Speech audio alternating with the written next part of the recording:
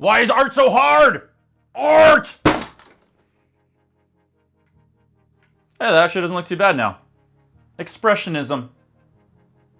Art is weird.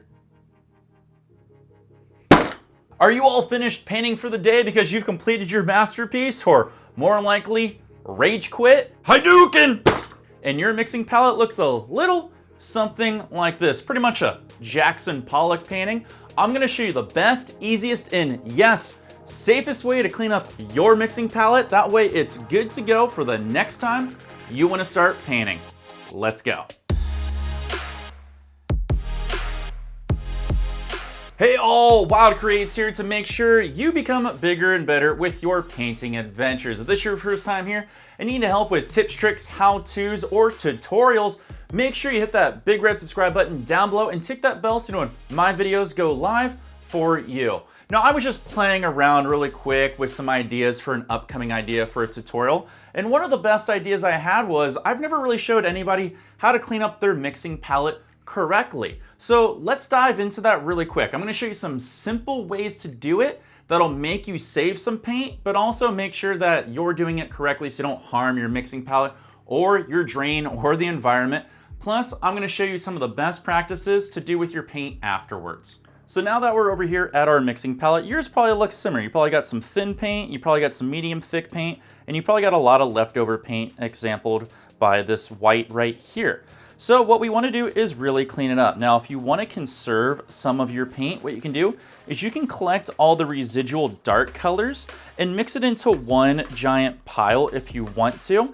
And you can save this to make a nice gray or brown, or if you have a lot more darker colors, into a dark black color that you can use for things like mountain mixtures, land, or whatever you want. Also, they make some really good autumn colors. What I recommend is if you do want to save any of these particular colors like this yellow brown here, you can get these little empty tubes and then put it inside. Likewise, if you saved a little bit of excess white or anything that's kind of a whitish color, saving an off-white is a beautiful color for dull side of highlights of mountains. Again, all you gotta do is just kind of put it in here, and then when you squirt it out, just give it a nice mix. But a nice dull white is also a beautiful color to have if you plan on saving paint. Now, let's just say you don't want to save anything. You're done for the day, you've raged quit, you're over it, you want to get rid of all of it. Well, take out your palette knife, and what I want you to do is just slowly start cleaning up all of the paint the best you can, and we're gonna collect it into a nice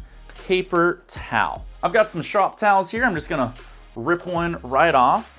I'm gonna fold it into a nice little square here, and I'm just gonna start collecting all of the paint off of my knife. And all I'm trying to do is just get off all the residual paint that I don't want, so this way it makes it a little easier for cleanup in here in just a moment. And there we go, we got the rest of our residual paint off. So we don't need this, move that aside. When it comes to cleaning your palette perfectly clean, my favorite thing to use is Simple Green. This works fantastic.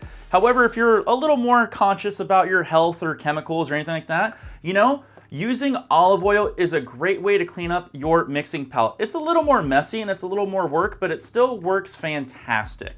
But my favorite is still using Simple Green. Simply just give it a couple of squirts across your mixing palette and let it sit in there for just a few moments while it eats away all of that binding material and oil. Once it's sat on there for a moment, we're gonna take some paper towels and just fold them into some squares and gingerly start going across our mixing palette here and let all of that Simple Green start working itself into the paint, and it'll eventually just rub right off. See how easy that comes out right there? Just fold it over and just keep going back and through until your mixing palette is pretty much all clean. Simple Green does an amazing job, but it doesn't do a perfect job. It does the heavy lifting. As you do more and more painting and you use things like your mixing palette, you start to create dents and scratches into your mixing palette here, and you're gonna start to notice discoloration from yellows, blues, purples, reds, strong colors. If you'd like to get any of this particular part out, what I really recommend is using something like baby wipes, which has a little bit of baby oil in it, which will absorb all of that. If you don't have any baby wipes, hey, Dawn dish soap works excellent. Just put a little bit, suds it up, put it on your mixing palette, and then just wipe it out with a paper towel. But I'm just gonna show you how to do it with baby wipes because I love buying these in bulk because I use them for so many different art projects. Simply just take out a baby wipe here, throw it down on the mixing palette, and let's go to work. See how much is coming off from all those cracks and insides? Just gonna hit it back here, do a little Karate Kid wax on, wax off style. Then I just take a dry paper towel to it, and everything is gonna look spiffy. Now you still will have some discoloration on your mixing palette because just that's how things are with plastic.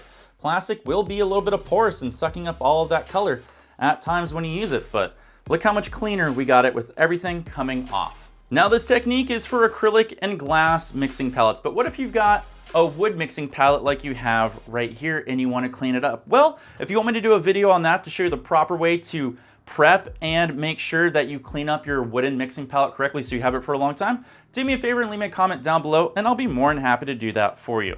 I'm glad I could show you the best and safest and quickest ways to clean up your mixing palette so everything is good and perfect for your next painting.